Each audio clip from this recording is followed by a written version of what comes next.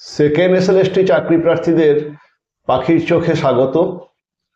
গত দুদিন ধরে ব্যস্ত থাকার জন্য ঠিকমতো সমস্ত খোঁজ খবর নিয়ে উঠতে পারিনি আশেপাশের কি ঘটনা ঘটছে, যদিও এর মাঝখানে সব থেকে ভাইটাল ঘটনা ঘটে গেছে। ইনফ্যাক্ট এখনো সমস্ত তথ্য জোগাড় করে উঠতে পারিনি।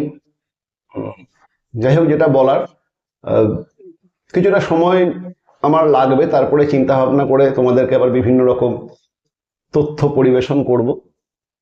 কিন্তু যে ঘটনাটার জন্য আজকের এই ভিডিও, সেটা হচ্ছে যে 7% কি তাহলে হচ্ছে?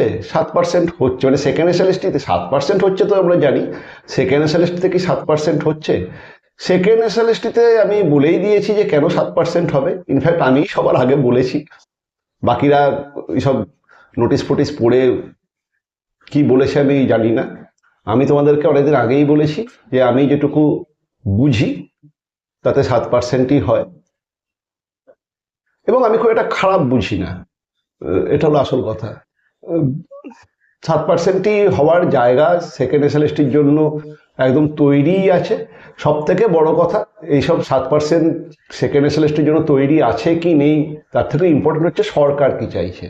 সরকারের ঘোষিত নীতি হচ্ছে 7%। সরকার সেটাকে আইন করে নিয়েছে, কাজেই সরকার যেন তেন প্রকারণ 7%ই স্টিক করবে। এবং এসএসসি তাহলে কি করবে? এসএসসি সে সুপ্রিম কোর্টে যাবে, সে 7%ই স্টিক করবে। এসএসসিও 7%ই স্টিক করবে, কারণ সেরকম প্রক্রিয়া হয়তো শুরু হয়ে গেছে। 7%-এর প্রসিডিংস ভেতরে ভেতরে হয়তো শুরু হয়ে গেছে, কিন্তু এসএসসি একটা জায়গাতে আটকে রয়েছে। সেকেন্ড এসএলএসটিতে 2016 সালের যোগ্য ইন সার্ভিসরা রয়েছেন। এখানে তোমাদের মধ্যে অনেকেই আবার এই প্রশ্ন শুনে বলবে যে আপনি এত কিছু বলছেন, মানে যোগ্য অযোগ্য কোর্ট হ্যানা ত্যানা। আমি এইসব কিছু বলিনি রে বাবা, আমার এত কিছু বলার মধ্যে নাই। 2016 সালের যোগ্যরা যদি যোগ্য হয় তাতেও আমার অসুবিধা নেই। 2016 সালে যদি যোগ্যরা এখানেতে এই ওবিসি রিজার্ভেশনের জন্য না সিট পায় তাতেও আমার অসুবিধা নেই। তোমাদের যদি হয়, মানে 7%-এ হয় নিয়োগ, তাতেও আমার অসুবিধা নেই। তোমাদের যদি 7%-এ না হয়ে 17%-এ হয় তাতেও আমার অসুবিধা নেই। তোমরা সবসময় ব্যক্তি মানুষকে আক্রমণ করো, কিন্তু যখন আমি চ্যানেলে এসে বলছি তখন কোনো ব্যক্তি মানুষ বলছি না। আমি নৈর্ব্যক্তিকভাবে কি ঘটনাটা ঘটতে যাচ্ছে সেটার একটা অ্যানালিসিস করার চেষ্টা করি। এবং যখন চতুর্দিকে বিভিন্ন বিরোধিতা থাকে, আমি কিন্তু কাগজপত্রের হিসেবে কি ঘটনা ঘটে, আমি কিন্তু অ্যাজ এ ম্যান আমি কি ভাবছি সেটা কিন্তু এখানে প্রকাশ করি না। অ্যাজ এ ম্যান আমি কি ভাবছি সেটা প্রকাশ করার জায়গা এটা নয়, কারণ আমার চিন্তা ভাবনা যে সবার জন্য মঙ্গলদায়ক হবে এটা নাই হতে পারে। আমি যে সমস্ত পেপার যা বলছে, পেপার মানে যে সমস্ত ডকুমেন্টস যা বলছে, নিয়মকানুন যা বলছে, সেগুলোকে অ্যানালাইসিস করে একটা আইডিয়া দেওয়ার চেষ্টা করি। সবসময় যে আমার সব কিছু মিলবে এরকমও কোনো কথা নয়, বেশিরভাগ সময়ই মিলবে না, কিন্তু আমি আমার মতো করে একটা জিনিসকে প্রেজেন্ট করার চেষ্টা করি। কাজে এখানে আমি কাউকে টেনে বলার আমার কিছু নাই।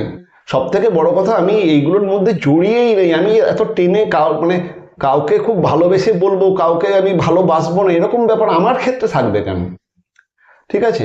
কাজেই তোমরা যেটা আমি বলছি, আমি নৈর্ব্যক্তিকভাবে বলছি, যে ঘটনাগুলো ঘটছে চতুর্দিকে তার উপরে একটা অ্যানালিসিস করে বলছি। তোমরা এই ব্যাপারটাকে আগে বোঝার চেষ্টা করো।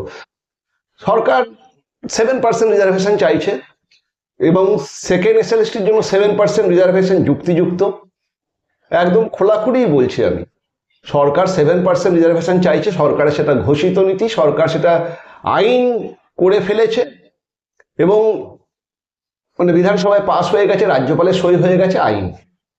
এবং সরকার যে আইন সে করেছে সেই আইন থেকে স্টিক করে, মানে সেই আইনেই সে স্টিক করবে, সেখান থেকে বেরিয়ে আসার তার কোনো কারণ নেই। এসএসসি একটা স্বশাসিত সংস্থা, যদিও আলটিমেটলি সরকারেরই কথায় চলবে, কিন্তু এসএসসিকে কিছু জায়গা ক্লিয়ার করতে হবে। নতুনদের জন্য তো 7% আনছে, এটা তো তোমাদের আগেই বলেছি। পুরনোদের জন্য কি 7% নিয়ে আসবে? মানে এসএসসি যদি সরকারের মুখপাত্র হতো, আমি এখনই বলে দিতাম যে পুরনোদের জন্য 7% আসবে। কিন্তু এসএসসিকে তো, মানে আমরা তো জানি এসএসসি একটা স্বশাসিত সংস্থা, কাজেই তাকে কিছু কৈফিয়ত দিতে হবে। স্বশাসিত সংস্থা হওয়ার জ্বালা হচ্ছে, তাকে কিছু কৈফিয়তও দিতে হয়, এবং তাকে যে ঘটনাগুলো ঘটে গেছে সেগুলোর উপরে কৈফিয়ত দিতে হবে। সেই ঘটনা অনুযায়ী সে সুপ্রিম কোর্টেতে যাবে, 2016 সালের যে সমস্ত ইন সার্ভিসরা 2025 পরীক্ষায় পাস করেছেন, ভালো করে বুঝে নাও, 2016 যে সমস্ত ইন সার্ভিসরা 2025 পরীক্ষায় পাস করেছেন এবং এই মেরিট লিস্টের মধ্যে এসেছেন, যাদের ভেরিফিকেশন হচ্ছে, কাউন্সেলিং হয়ে গেছে, ইন্টারভিউ হয়েছে বা ইন্টারভিউ হবে, তারাই এই 7% বা 17%-এর গেরোতে আটকে আছেন। এখানে কিছু জিনিস এসএসসিকে ক্লিয়ার করতে হবে, সুপ্রিম কোর্টের কাছে ক্লিয়ার করতে হবে। এসএসসি সেই বিষয় নিয়ে আলোচনা করবে। এসএসসি সেখানে কি অ্যাপ্রোচ রাখবে আমি জানি না। এসএসসিও খুব একটা মানে 17%কে আঁকড়ে রাখার খুব একটা ইচ্ছা প্রকাশ করবে না। এসএসসি যেহেতু তাকে অ্যাপ্রোচ করতে হবে সুপ্রিম কোর্টে, সে সুপ্রিম কোর্টে সমস্ত তথ্য তুলে ধরে বলবে, এরপরে মাননীয় হুজুর আমরা কিভাবে 2016-তে যারা 2025 পরীক্ষায় বসেছেন তারা যদি সুযোগ পান তাদেরকে কিভাবে নিয়োগ দেব, 17% রিজার্ভেশন অনুযায়ী দেব না তাদেরকে 7% অনুযায়ী দেব, সেই বিষয়টা আপনারা একটু ক্লিয়ার করে দিন, কারণ আপনারা ক্লিয়ার করলে আমাদের সেটাকে প্রকাশ করতে অসুবিধা হবে না। এইটুকুই খালি এসএসসির আইনজীবী অ্যাপ্রোচ করতে পারে, তার বেশি কিছু করবে না। এসএসসির আইনজীবী যদি মনে প্রাণে 17%-এর বদলে 7%ও চায়, কিন্তু তাকেও সেই অ্যাপ্রোচটা এভাবেই করতে হবে যে সরকারের বর্তমান ঘোষিত নীতি 7%, 2025 সেকেন্ড এসএলএসটি যেটা আদার ব্যাকওয়ার্ড ক্লাস ডিপার্টমেন্ট, যে ওয়েলফেয়ার ডিপার্টমেন্ট যে নোটিশটা দিয়েছে সেই নোটিশ অনুযায়ী সেকেন্ড এসএলএসটি 7%-এর মধ্যেই বিলং করে। কিন্তু এখানে 2016 সালের ইন সার্ভিসরা 2025 পরীক্ষা দিয়েছেন, তারা যদি সুযোগ পান তাদেরকে কিভাবে আমরা এই নিয়োগটা দেব সেটা আপনারা একটু কাইন্ডলি বলে দিন। তার বেশি কিচ্ছু করবে না, তার বেশি কিচ্ছু করার জায়গা নেই। ঠিক আছে, এইটা হলো ব্যাপার। কাজে আলটিমেটলি 7% হবে না 17% হবে, দুটো প্যানেল হবে না একটা প্যানেল হবে, আমি এগুলো জানি না। আমি যে ঘটনাগুলো চতুর্দিকে ঘটছে সেই ঘটনার উপরে তোমাদেরকে একটা স্বচ্ছ দৃষ্টিভঙ্গি দেওয়ার চেষ্টা করছি। চ্যানেলের নাম তো পাখির চোখ। পাখির চোখ মানে কি? এটা পাখির চোখ মানে এমনি চড়াই পাখির চোখ না, এটা হচ্ছে অরিজিনালি বাজ পাখির চোখ। বাজ পাখি অনেকটা উপরে, আকাশের অনেক উপরে থাকে, সেখান থেকে তার চোখের আইসাইটটা এত তীব্র প্রখর, সে উপর থেকে নিচের ঘটনা একদম পরিষ্কারভাবে বুঝতে পারে। তোমরা সেই দৃষ্টিভঙ্গিটাকে অর্জন করবে, এই জন্যই এই চ্যানেলটা খোলা। চতুর্দিকের ঘটনাগুলোকে অ্যানালাইজ করার চেষ্টা করো, কে কি বলছে, কে কি হচ্ছে। মানুষের মুখের কথাতে কিছু কোর্ট চলে না বা অফিস চলে না, এগুলো তোমরা বোঝো। মানুষের মুখের কথা বা এই নেতাদের মুখের কথা বা মন্ত্রীদের মুখের কথা, এইসবের দল চলে, রাজ্য চলে, কিন্তু আইন বা অফিস এগুলো কারোর মুখের কথায় চলে না, এগুলো পেপারে চলে, ডকুমেন্টসে চলে। ডকুমেন্টসে কি লেখা আছে সেখানে চলে, এটা বোঝো। কাজেই কি হবে না হবে জানি না, কয়েকদিনের মধ্যে তোমরা মানে এ মাসের মধ্যে সমস্ত জিনিস জেনে যাবে।